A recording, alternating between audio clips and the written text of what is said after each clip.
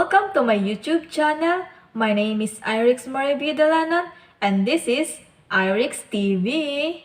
For today's kalaman, pag-aaralan natin kung ano nga ba ang research through reacting to Sir Edwinus Prime video. By the way, you can visit his channel named Edwinus Prime and don't forget to subscribe. Sipiplay natin itong video ni Sir Edwinus Prime about research. And let's watch this. Search again to take another more careful look to find out more. It is a systematic quest for undiscovered truth by Liddy in 1974. It is a systematic attempt to provide answers to questions, as stated by Tuckman in 1972. It is searching for theory, for testing theory, or for solving a problem. And my very own personal definition, it is to search for solutions to a gap in knowledge in a systematic and scientific way. Nagbigay siya ng 5 meaning of research with these citations. And according to Sir Edwinus, sinabi niya dito na ang research daw is for searching pero in careful look, which means dun sa pag-aaral na ito, pupunta tayo in much deeper or in deeper manner. And then, let's continue. And you do it in a systematic and scientific way. Here, sa part na to, sinabi din niya na ang research is systematic approach. Ano ba pag sinabi nating systematic approach? So, systematic is, ito yung step by step para makapunta dun sa solution na yon. In other terms, ito ay organized, or in short, research is organized. And then, sinabi din niya dito na ang research is an approach to search in a gap. So, in a gap in knowledge. So, pag sinabi kasi natin gap in knowledge, ito yung discrepancy or yung pagkakaiba-iba ng kung ano yung alam na natin at kung ano po yung gusto pa nating malaman. So, ma-achieve lang natin ito through research. Ngayon, proceed naman tayo sa reasons of research in expectation or in terms of expectation. So, here, play ulit natin yung video. To understand various issues, to provide solutions to problems, to seek the truth. Most researches are published. The results of researches are published. So you can try to validate the findings of other researchers, whether what they say in their paper is true or not. That is also a research to nourish the. So, dito sa video ni Sir, he said 5 reasons for conducting research.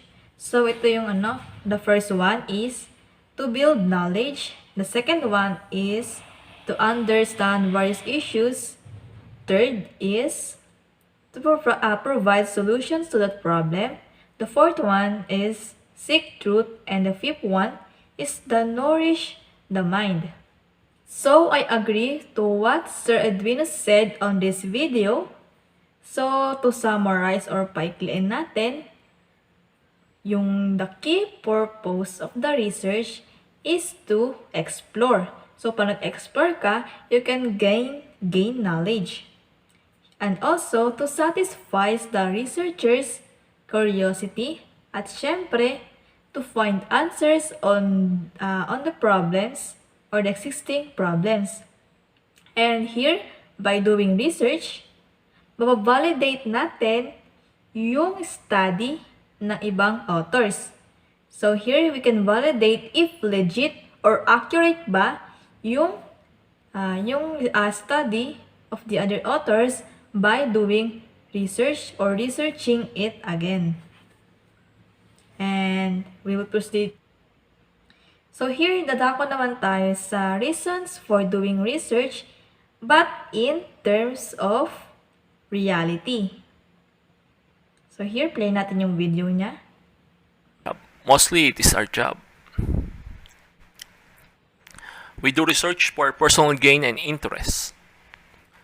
To get promotion, if you are a faculty member in a university, research is very important.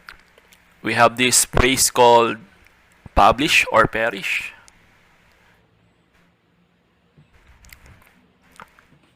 And by publishing, you can get a promotion through, especially if you are in state universities and colleges. There is a point system So dito, in the dito sa NBC. video niya, sinabi niya, the first one is to, it is your job. Or let's say, ito yung responsibility mo. I, as a computer engineering student, this is my job to make a research or conduct a research. And then I agree to what he said in this video na research is to gain or personal gain. Kasi dito kapag halimbawa, or you can say, let's say gumawa ka ng research, this is your key to promote. Kapag kasi na-promote ka, mas mataas yung salary and also makakakuha ka ng iba't iba pang opportunities. And aside from promotion, pwede ka rin or you can achieve your goals and dreams in your life through conducting research. Tayo sa research and gain. Hindi to yung Avengers Endgame, iba yan. Charot. So here, sa ating research and gain, meron tayo ditong presentation, reports, publications, patents, product commercializations, travel to other places. Kasi dito, kapag nag-conduct ka ng research, hindi lang doon basta matatapos. Kapag natapos mo ang research as an undergraduate student, you need to make presentations and also to make reports.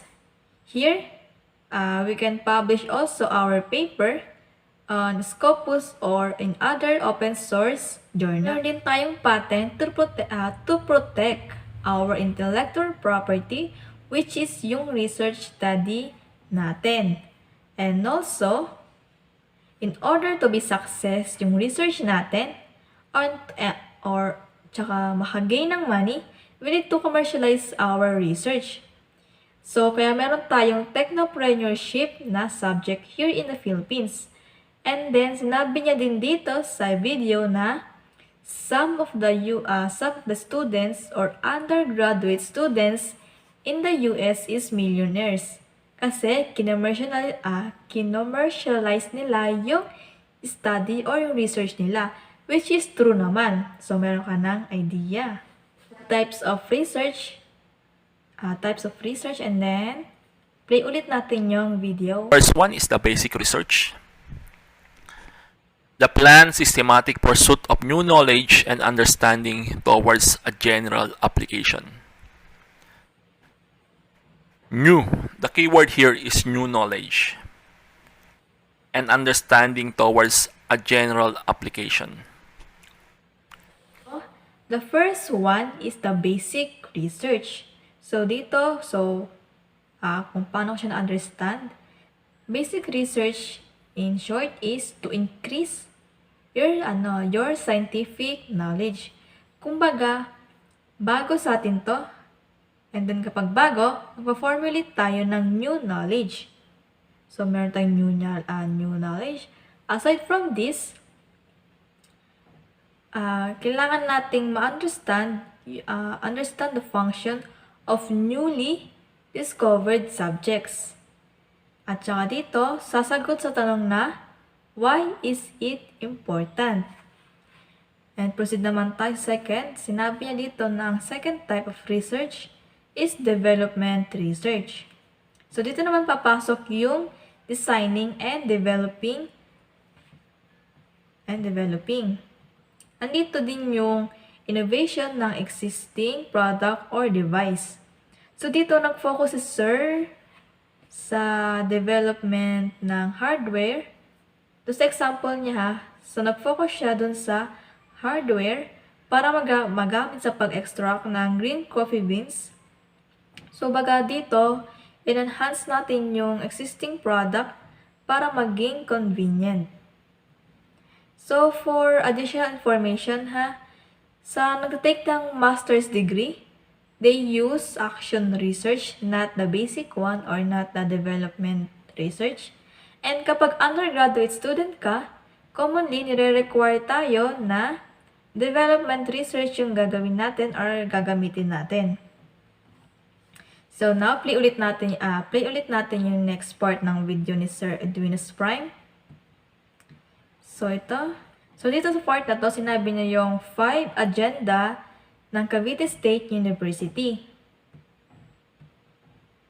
So dito kasi, if student ka sa CABSU or Cavite State University and conduct ka ng thesis, you can choose one field among these 5. 5 to 5. The first one is agri-fisheries and food security. The next one is security or public health and welfare, societal development and equality, smart engineering, ICT, and industrial competitiveness. Usually sa field na to is recommended siya sa mga electronics and computer engineering students as well as IT or ComSci students. As well as dito rin yung lastly, biodiversity and environmental conservation. Sa mga nabanggit, you can choose only one for this thesis title. So sa limang yan, pumili ka lang ng isa para sa iyong conducting research. I hope marami kayong natutunan dito sa aking reaction video to Sir Edwinus Prime video entitled What is Research? So don't forget to subscribe and hit the notification bell. And don't forget to like this video. And then thank you. See you on my next videos.